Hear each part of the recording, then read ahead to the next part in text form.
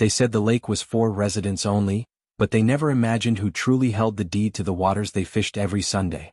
It was a warm Saturday morning when Elijah Brooks pulled his dark green pickup into the gravel path that curved toward the lake, his modest aluminum boat gliding behind him on a trailer. The air smelled of pine and dew, the early sun dancing across the still surface of Brookstone Lake like it was bowing in reverence. Elijah stepped out, stretched his back, and looked out at the water, a slow smile spreading on his face. For him, this lake was not just a retreat. It was legacy, history, and healing. He had come alone that day. No big fanfare, no announcements, just him, a rod, and the quiet peace that had drawn generations of his family to this place. His grandfather, Solomon Brooks, had purchased the land surrounding the lake in the early 70s after decades of saving from a small trucking business. A black man buying up a lake in a rural county hadn't exactly been welcomed back then, and some wounds from that time still lingered in whispers. But Solomon had been a man of quiet strength. He'd kept the land, nurtured it, and in time, willed it to his grandson Elijah, the only one who cared enough to protect it. Elijah, now in his 40s, had returned to the land after years of working in urban planning. When the family fishing club stopped hosting reunions, and the elders passed on, the lake had grown quieter. But it had never been forgotten. It was his now, legally and spiritually. He paid the taxes. He maintained the trails. And he watched, quietly, as the neighborhood on the east side of the lake, built years after the Brooks family claimed the land, expanded with its manicured lawns and HOA rules that didn't dare reach beyond their own fence lines. He had seen them before, white neighbors walking their dogs near the edge of his land, casting lines into the lake with cheap beer and folding chairs, often leaving their trash in the reeds. But Elijah never said much. He watched. He remembered. And he waited. That morning, he just backed his boat into the water when he heard the sharp voice of a woman pierce the air like a whistle through silence. "Excuse me, sir." Elijah turned slowly, squinting into the sun. A white woman in her 50s stood on the path, arms crossed, short blonde bob stiff in the breeze. Her pastel sweater was wrapped tight over her shoulders, and she marched toward him like she owned every blade of grass she stepped on. "You can't launch that here," she barked. "This lake is for HOA members only. No outside boats are allowed." Elijah said nothing at first. He just blinked, adjusted the brim of his cap, and looked past her toward the other side of the lake, where two men were fishing off a small dock with a cooler between them. The woman huffed, stepping closer. "Do you live in the neighborhood? Because if you don't, I'll have to call security. We've had issues with trespassers lately." Elijah's hands remained at his sides. "Is that so?" he asked quietly. "Yes," she said, emboldened by his calm. "We've had some incidents. People thinking they can just come in and use our facilities. And now with that boat? No. It's against code. You need to pack that up and leave before I report you." Elijah finally turned to face her. "And who are you exactly?" "I'm Karen Whitmore," she said proudly. "I'm on the HOA board. And I take these things seriously." "I see," he said, nodding. "You fish here often, Mrs. Whitmore?" "My husband does," she said, a hint of annoyance in her voice. "Every weekend. And I walk the trail sometimes." "Why?" "No reason," he said, turning back toward the boat. "Enjoy your walk." "No, sir, I will not," she snapped. "You need to move. No. This is private property." "That it is," he said quietly, kneeling to check the ropes on his boat. Karen reached for her phone. "I'm calling the HOA president. You're going to be fined or worse." Elijah stood again, slowly, the weight of generations sitting in his spine. "That lake belongs to me, Mrs. Whitmore." She froze, her phone hovering near her cheek. "Excuse me?" "I said the lake belongs to me. The land you're standing on, this shore, it's part of my family's property. Has been for nearly 50 years. "That's ridiculous," she snapped. "You're bluffing." "I'm not," he said calmly. "And your HOA has no jurisdiction here. Your property line stops 200 yards east of where you're standing. That dock your husband uses? It's on my land. That sign you all put up about residents only? Also on my land. And the fishing club that meets here every weekend? Without permission." He tilted his head. "Trespassing." Her face turned a shade of red that bordered on purple. "That can't be right. We've been using this lake for years." "I know," he said, his voice carrying a quiet pain. "I've watched it all. The beer cans. The trash. The entitlement. You assumed it was yours because it wasn't fenced. Because no one told you no. Because a black man didn't come down here in a suit and wave a deed in your face." Karen sputtered, words failing her for the first time. Elijah continued. I don't need to justify myself to you, Mrs. Whitmore. But since you threatened me, let me clarify a few things. I've already spoken to the county. The dock will be removed next week. The unauthorized fishing club will be issued a cease and desist. And yes, if I see your husband here again without my permission, I will report him. You can't do that, she cried. We have rights. You had assumptions, he corrected. There's a difference. Behind them, one of the fishermen on the dock had started walking toward the road, watching from a distance. The other stood, holding his fishing pole like it suddenly weighed 1,000 pounds. Karen's voice dropped into a softer, more desperate tone. We didn't know. Why didn't you say anything before? Elijah looked at her long and hard. Why should I have to? The silence between them stretched until it bent under the weight of truth. She had come to confront what she thought was an intrusion, only to find out she was the one trespassing, not just on land but on dignity. That night, Elijah sat on the porch of the old Brooks family cabin overlooking the lake, sipping coffee as the sun dipped behind the trees. He thought about his grandfather, about how many times Solomon must have swallowed his pride in a world that never truly saw him. How many times he must have looked out over that same lake and wondered if it would ever mean more than survival. Elijah had chosen not to respond with anger. He could have, and he would have been justified. But something deeper moved in him, something that felt like honoring the struggle of those who came before him. They had bought this land not for vengeance but for freedom. And now, finally, it was being claimed, not with rage but with resolution. The next morning, a wooden sign appeared at the lake entrance. Simple, clear and final. Private property. Owned and managed by the Brooks family. All unauthorized use prohibited. No fanfare. No lawsuit. Just clarity. But the story didn't end there. By Sunday morning, the lake was silent. The usual rustle of coolers being dragged, tackle boxes opening, and easy laughter drifting across the water was gone. No lawn chairs. No folding tables. No familiar faces from the fishing club that had claimed the eastern dock for years without a second thought. Word had spread like wildfire through the neighborhood, first in confused whispers, then in angry murmurs and finally, in panicked group chats filled with legal jargon and disbelief. Elijah Brooks owns the lake. It was a sentence that rolled off tongues with shock and, in some circles, disdain. To many of the residents in the HOA, it felt as if something precious had been taken from them, though none could quite explain how it had been theirs in the first place. But to others, especially the few black families who had moved into the neighborhood over the years and quietly kept to themselves, Elijah's quiet declaration felt like a silent victory. Not because he'd lashed out, but because he hadn't needed to. A few residents, mostly older men from the fishing group, tried to arrange a meeting. Just to clear things up, they said. It's all a misunderstanding. Elijah declined. Respectfully. Firmly. He had nothing to clear up. By midweek, the county sent a small crew to dismantle the rotting dock. No more cheap beer cans lodged between the boards. No more hooks snagging in the reeds where turtles once basked. It was as if the lake had exhaled. But not everyone was quiet about the change. Karen Whitmore showed up again, this time not alone. She brought her husband, a retired insurance broker with a tendency to talk down to anyone not wearing a polo shirt. He wore his authority like a badge.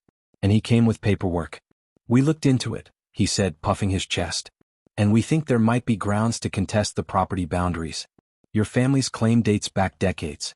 Who knows if the surveys were even accurate? Elijah, who'd brought his lawyer with him this time, didn't flinch. The young black attorney beside him, sharp suit, braided hair pulled back with precision, spoke before Elijah did. The boundaries are clear, Mr. Whitmore.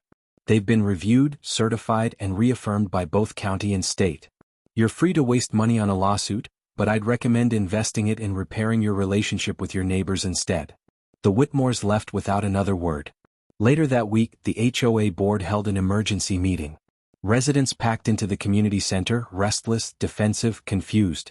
The president tried to strike a tone of neutrality, but frustration laced every sentence. We've always believed in being a welcoming community. This misunderstanding with Mr. Brooks has escalated quickly. But someone from the back raised their hand. A young woman named Melanie Thomas, who had grown up just 3 blocks away and now lived there with her husband and 2 daughters.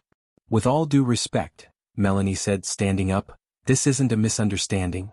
This is us assuming something belonged to us that never did.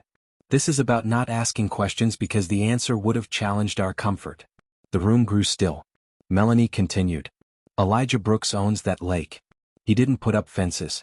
He didn't patrol it. He let people come and go because he was raised with grace. And instead of gratitude, he was met with threats and suspicion. Maybe we should be asking ourselves why that is. No one interrupted her. By the end of the week, letters of apology began arriving at Elijah's cabin. Handwritten notes. A few small gestures, a box of fresh muffins, a watercolor painting of the lake left in an envelope on his porch. He didn't need the apologies, but he acknowledged each one. Not with fanfare, but with the same quiet dignity he'd learned from his grandfather. It wasn't about punishment. It was about recognition. What followed was unexpected. One morning, a group of neighborhood teenagers, 2 white, 1 Latino and 1 black, showed up asking if Elijah needed help with the trails.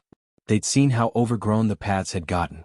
Elijah smiled, handed them gloves and walked with them through the woods, telling stories of how his grandmother used to lay out lunch baskets under the tall maples in the summer.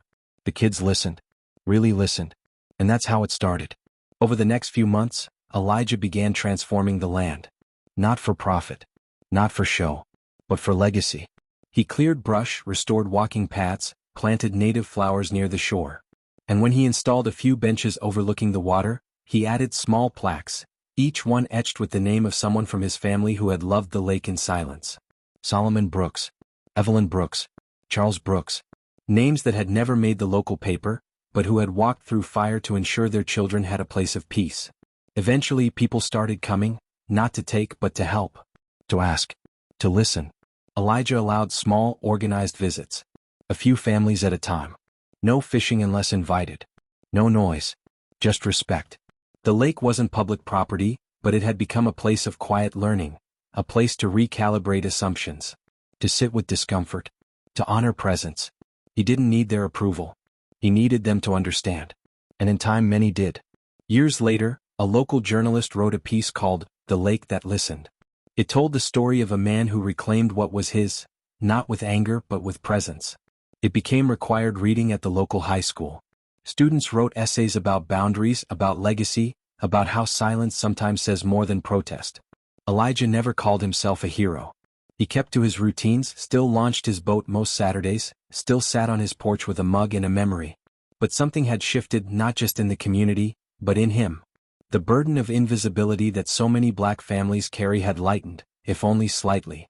And he carried it now not as a weight but as a torch. The lake remained his. The land remained sacred. And the story, his story, was no longer whispered in corners or brushed off with excuses. It was heard. Because sometimes justice doesn't roar. It rests. It waits.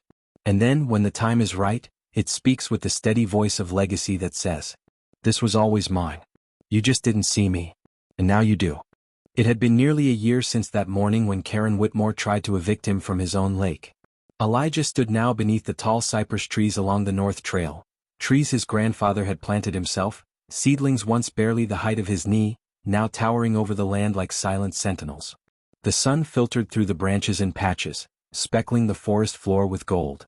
It was early spring and the air was thick with scent, moss, bark and the sweet pollen of life starting again. The lake was quiet as always. But not empty. Across the water, a small group of high school students sat on the newly built observation deck.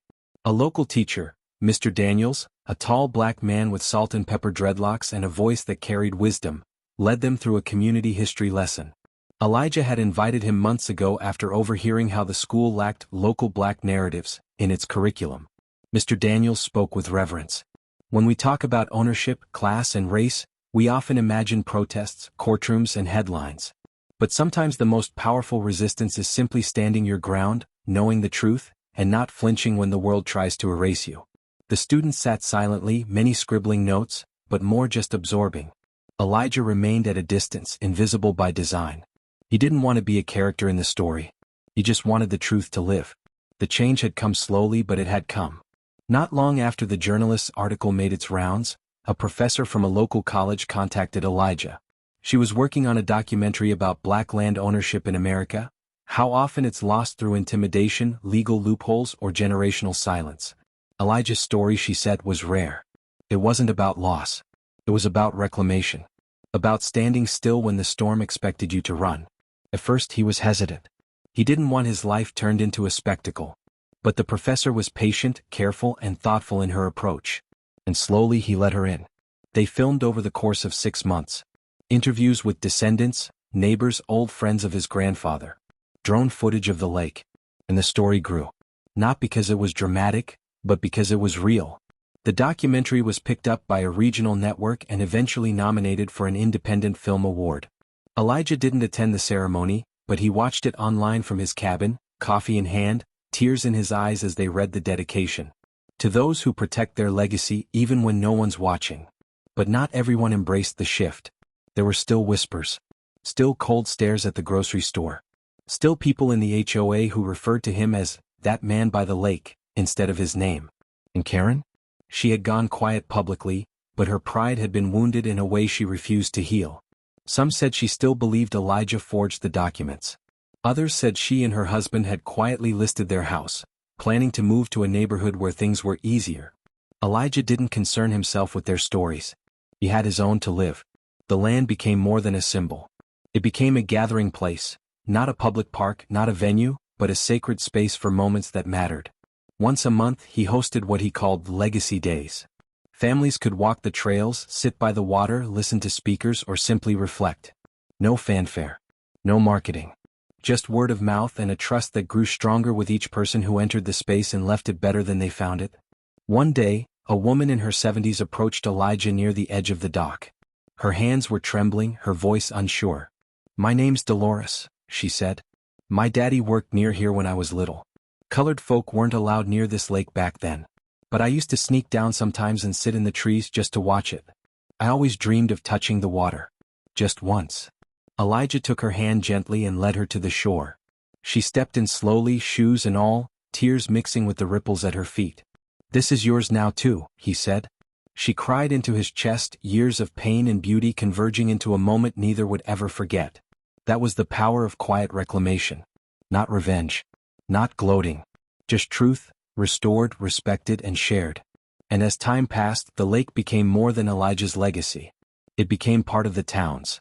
Eventually, a motion was introduced at a county council meeting to recognize the land as a protected heritage site, not to take ownership, but to honor its role in the community's racial and cultural healing.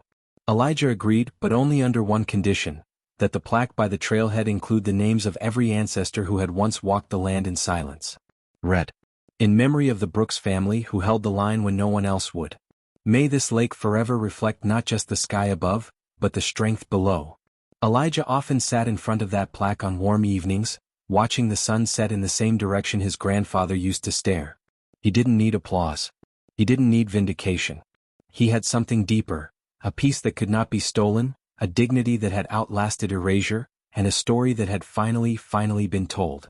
And so, the man who once was told to move his boat, now stood anchored not just in the soil of his ancestors, but in the hearts of a generation learning at long last what justice really looks like. Not loud, not fast, but rooted.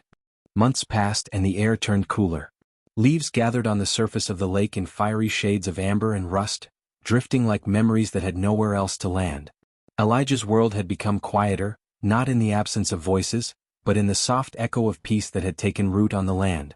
One afternoon, while reorganizing the attic of the old family cabin, Elijah discovered a rusted lockbox beneath a floorboard. It was heavy, its corners dented and the key long missing.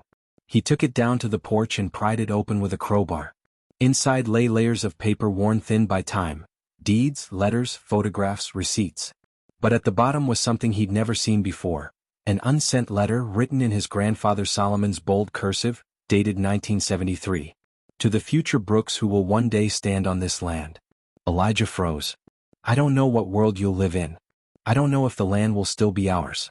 I fought to keep it even when they tried to buy it, threaten me, cheat me. I want you to know this lake was never just about fishing or quiet. It was about place. About saying, here we cannot be moved. If you're reading this, it means you've stayed. Thank you.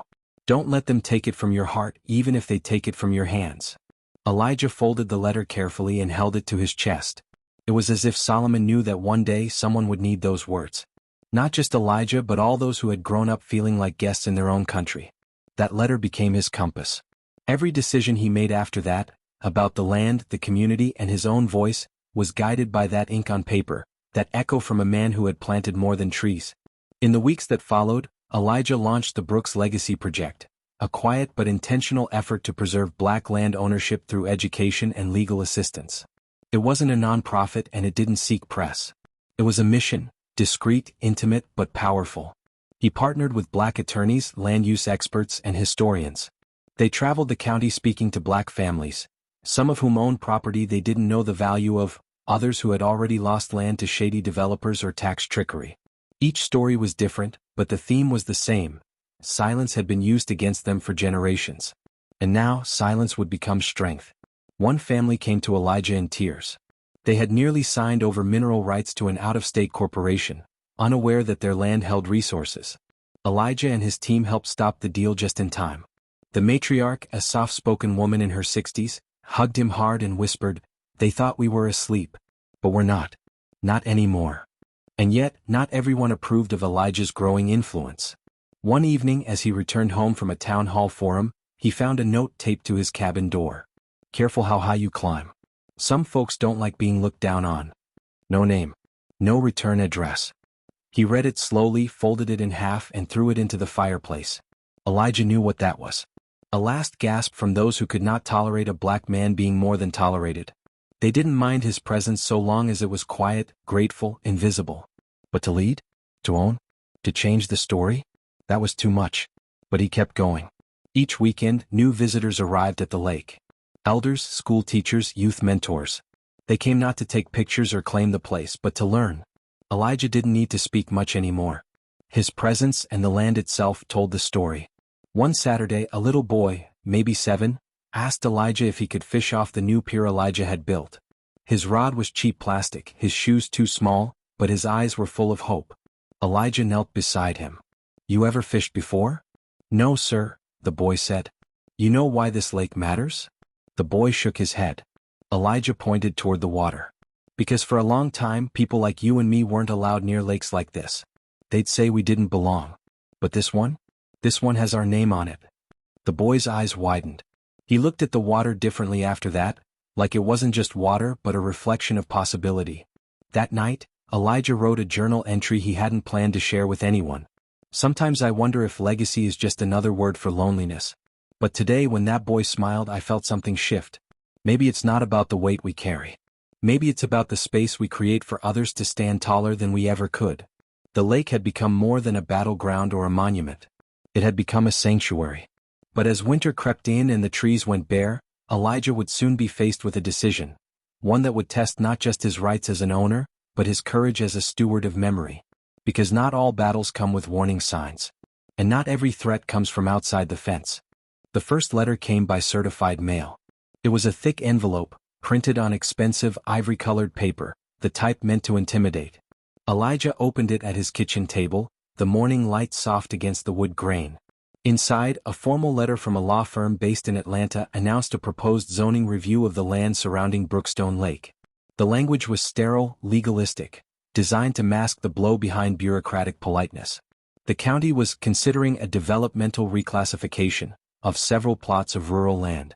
One of them included the lakefront, his lakefront. At first, Elijah didn't panic. He'd dealt with small claims before, survey disputes, trail access debates. But this was different. The attached packet contained architectural mock-ups of a luxury housing community, 200 units, private marina, exclusive water access, touted as the centerpiece of the pitch. The developers hadn't even tried to hide their intent. Their designs included docks, clubhouses, and a gated road that cut straight through the Brooks family's southern trail. Elijah's chest tightened as he flipped through the documents. It wasn't just a plan. It was a blueprint for erasure. He called his lawyer, Amina, immediately. "They're not asking you to sell," she said after scanning the paperwork. "They're trying to force your land into a zoning trap. If they can reclassify your lake as mixed-use residential, they can squeeze you out with fines, infrastructure demands, even eminent domain claims. It's not about buying. It's about breaking you." Elijah leaned back in his chair, silent. Amina continued. "This is how they do it, Elijah. Quietly. With papers. With rules designed decades ago to move people like you out without ever saying why. We need to fight this fast and loud." And for the first time in decades, Elijah felt a fear he hadn't known since childhood. Not the fear of being seen, but the fear of being erased without anyone noticing. He began digging. He went to the county records office, pulling files from dusty drawers and digitized systems. What he found made his stomach churn. For years, the developers had been quietly buying land adjacent to his, using shell companies and silent partnerships. The HOA president, the same man who had once tried to fine him for unauthorized use of community resources, had sold part of the access trail to them last spring. None of the residents had been informed.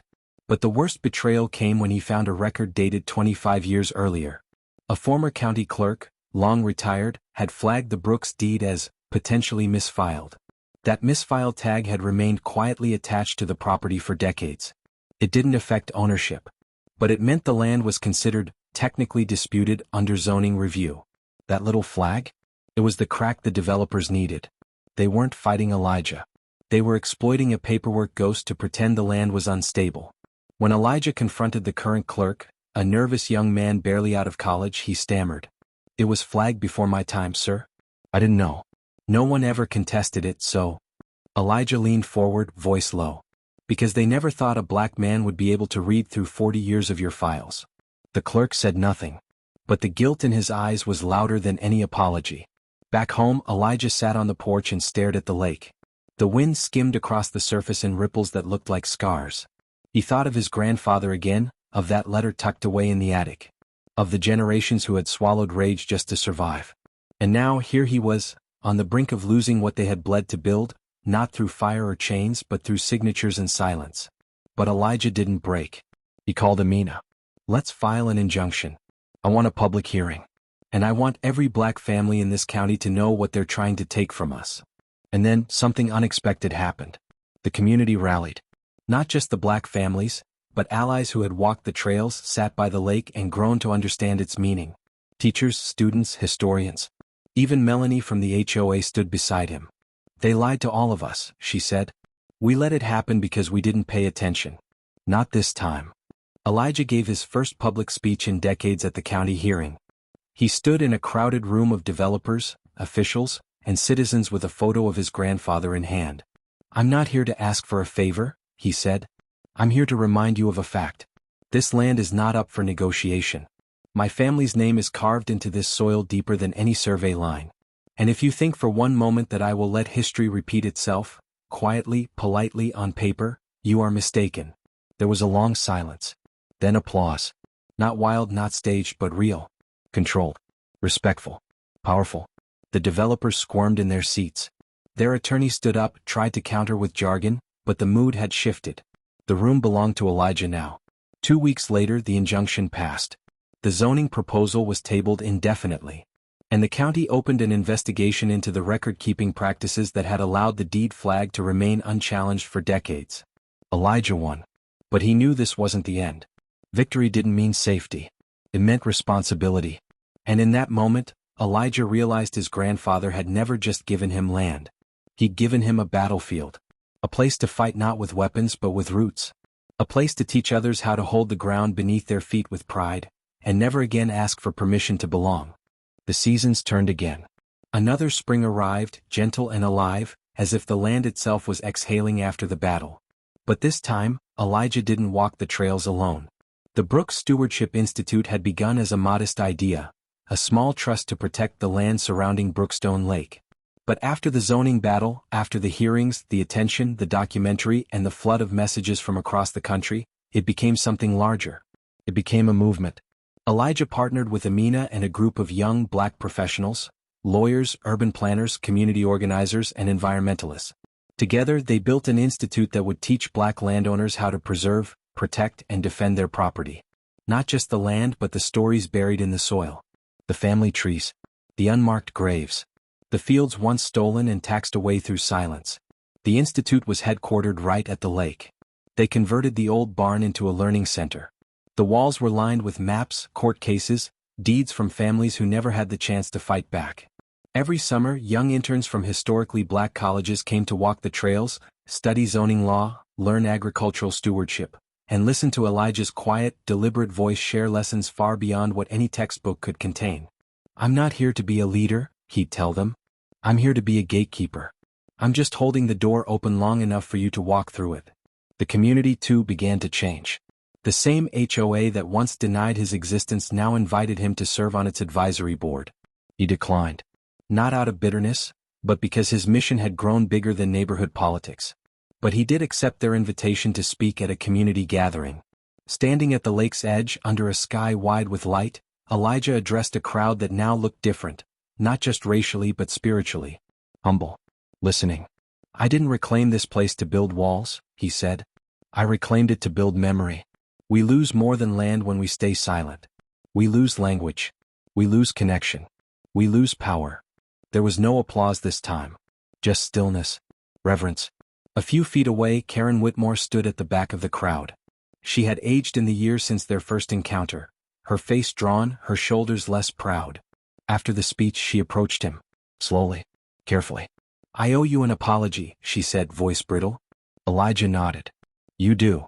I was raised with certain assumptions. And I didn't see you. Not really. You didn't want to. She looked down, ashamed. No. I didn't. He didn't say it to humiliate her. He said it because it was true. And finally she was ready to hear it. I can't change what I did, she said. But I'd like to support what you're doing now. Elijah studied her. Not with anger but with clarity. Then start by educating the people who still think the way you used to, he said. And don't expect forgiveness to come wrapped in comfort. She nodded. She didn't ask for anything more. That was the last time they spoke. In the fall, Elijah walked the lake trail with a young girl named Imani, 10 years old, curious, whip-smart, and bold. Her mother worked at the institute. Imani loved to run ahead and ask big questions about trees and stars and names etched into old wooden benches. Why did your family never sell this place? She asked one day, sitting on a stump. Elijah smiled. Because some things are too sacred to sell, he said. Because once we sell our story we forget who we are. My grandfather left me this lake to remind me we were always here. Even when no one believed we were. Will I own something like this one day? She asked, wide-eyed. You already do, he said. The story. The fight. The land may be mine for now, but the future? That's yours. She reached for his hand and held it. In the years that followed, Elijah began transitioning the stewardship of the land to a board of Black environmental leaders. He remained on as an advisor, but he knew legacy wasn't about holding on forever, it was about letting go with purpose. One evening, much older now, his hair silver and skin weathered by wind and memory, Elijah sat on the pier as the sun dropped into the lake like it had always done. He didn't think of zoning laws, or battles, or caring, or even the anger. He thought of Solomon, of Evelyn, of all the names engraved in the trees and benches, of the sound of boots on soil that said, "We belong." And with the last of the light fading over the water, he closed his eyes, breathed in deep, and smiled. They had tried to erase him. But here he was, unmoved. They said he didn't belong. But the land always knew his name.